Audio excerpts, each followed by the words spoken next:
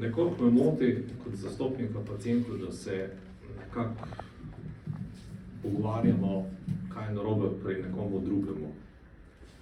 Kaj je narobe v zavodu, zavod, kaj je narobe pri ministrstvu, kaj je narobe, ne vem, kje drugje, pri izvajalcih, pri zbornici, ne vem še kje. Ker na koncu imamo vsi isto stranko in to je pacienta, ne. In če pogledam, kaj se je dogajalo v letu 2022, je bilo na zastopnika naslovljenih največ pritožb v zvezi z primarjem. Tam pač preprosto niso mogli do zdravnika, mediji so poročali o katastrofi, ne, in ljudje so seveda to kupili, katastrofa, ne, kaj bo pa zdaj, kam bom šel jutri, ne. V letu 2023 smo že imeli te ambulante za neopredeljene, pa administrativne, pa še ne vem kakšne, pa ni bilo več teh pritožb, ne.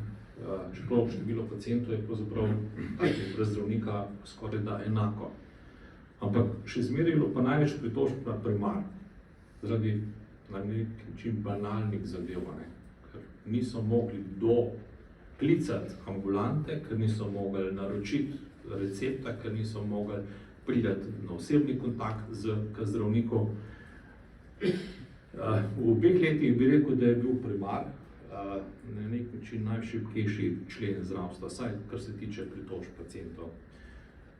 Če primar šepa, ne, potem šepa celotno zdravstvo. Vse v našem sistemu, ko pač imamo vlogo primarja kot ključno, na nek način približno 70% kontaktov je v primarju, 30% so specialisti, bolnišnice in tako naprej. In če tam na primarju zadeva ne deluje tudi naprej. Verjetno tudi razlog je potem preusmerjanje pogosteje nekam drugam, ne, in se drugje potem zgostijo zadeve.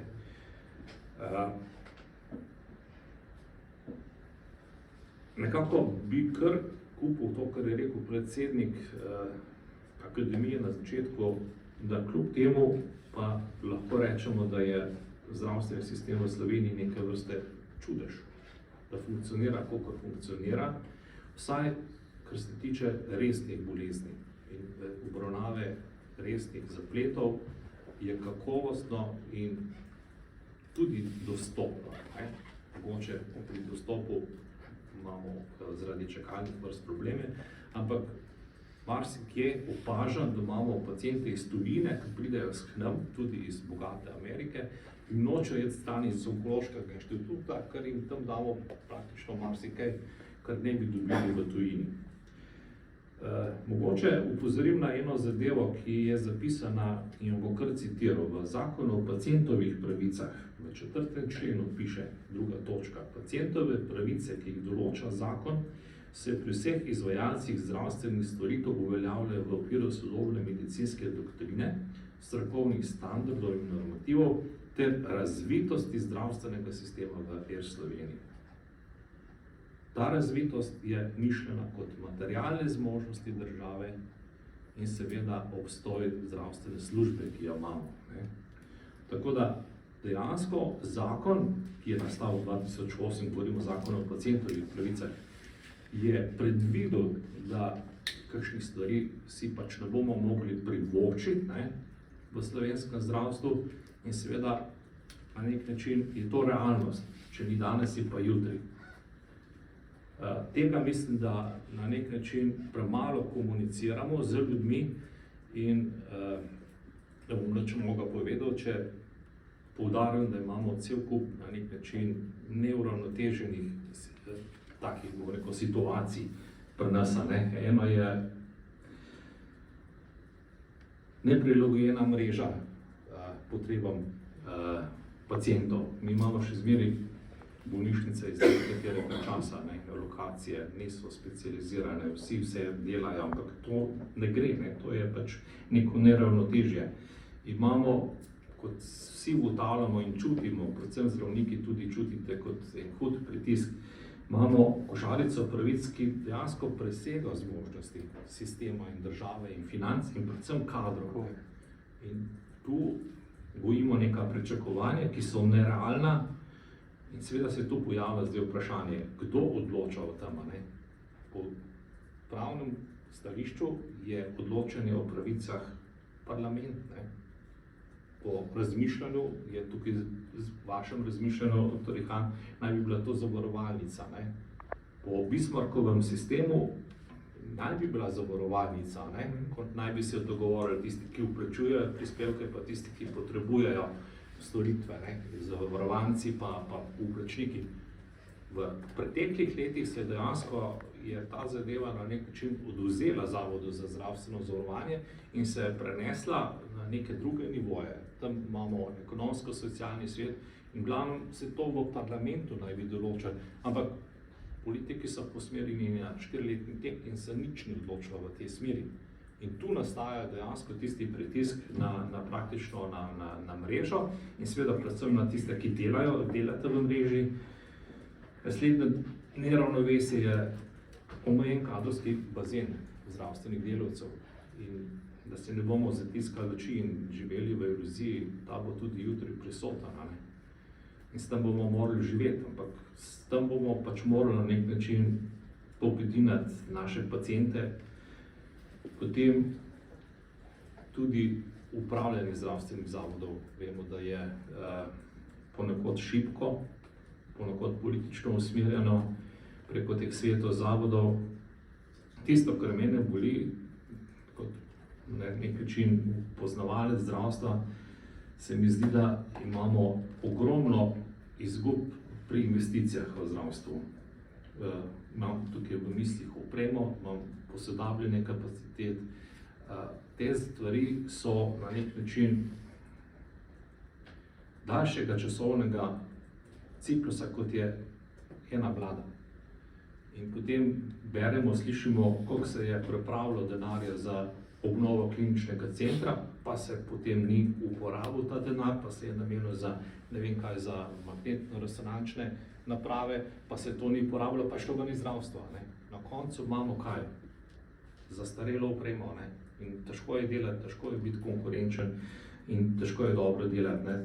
Tukaj se mi zdi, da bi morali iskati neke take rešitve, da se take stvari, ki so vezane na investicije, nekako izločijo iz, ne vem, aktualne politike in se dajo v neke drugačne inštrumente, ki so daljši. Ne.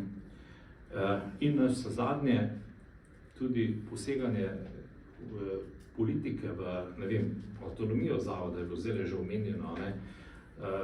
Dejansko to na nek način vse mogoče kratkoročno prinese politiki neke dobičke, ampak na dolgi rok pa mislim, da ne, ali pa pacientom ne prinese nič na dolgi rok. Tako da, ne vem, mislim, da tukaj bi želel več sodelovanja, več medsebojnega zaupanja in potem bi vsi ti deležniki, ki jih je kar nekaj, no, se vemo, da ste tudi pisali, da je toliko nekih, teh deležnikov, vsi se na nekoga zgovarjajo, ampak dejstvo je, da je zdravstvo kompleksno in da ne more sam eden narediti z neko čarobno palčko vseh rešitev. Ne more, preprosto ne more. Smo prisiljeni sodelovati in to, kaj pogreša sodelovanje, no, tudi zdaj, ko vidim nekoliko z distance, en pa drugi steber, vsi nekako porivajo, drugi so na nek način odgovorni, krivi. Kaj bi si želeli pacienti? Pacienti bi si zaslužili in želeli imeti svojega zdravnika, osebnega zdravnika. Koncept osebnega zdravnika ni slab in je dober, je preizkušen in ga zavidajo tudi drugi, ampak morali dejansko bi zagotoviti, da ga imajo vsi pacienti. Tudi če bolj redko pridejo k osebnemu zdravniku, tudi če je zdravnik, ne vem, ima več pacientov, si bo pač pomagal, se zdaj slišim, so neki inštrumenti, da se zaposli dodatna medicinska sestra, višja medicinska sestra in ne vem še kdo, ampak pacienti bi morali imeti tega, bom rekel, to vstopno točko, ki mu zaupajo in ki bi bila trajna. Rešitve z temi priložnostnimi ambulantami za neopredeljene so slabe, ker ni stalnega odnosa med zdravnikom in pacientom in tu dejansko prihaja potem do porivanja, do pretiranega naročanja naprej. Seveda, nek razumen dostop do pomembnih specialističnih storitev, razumen, to pomeni, da na nek način uskladimo finance in zmožnosti sistema in redefiniramo košarico pravic. To bomo morali narediti. To je neminovno. Ne? To, da živimo v iluziji, da vse dobimo, pač tega ni. Jutri se pač za staranjem populacij bo verjetno zadeva še nekoliko bolj zožila.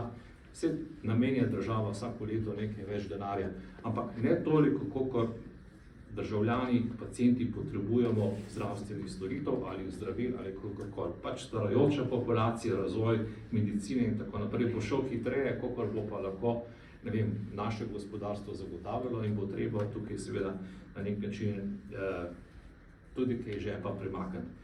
Potem tisto, kar bi bilo dobro, koristno, no, da bi tudi na nek način spostavili v sistemu neko možnost za aktivnejšo vlogo pacientov. Aktivnejšo vlogo pacientov, pa ne mislim tukaj ravno na participacijo, ampak če je sodelovanje pacienta boljše, ne, potem je seveda tudi izplen lahko bistveno boljši. Ne.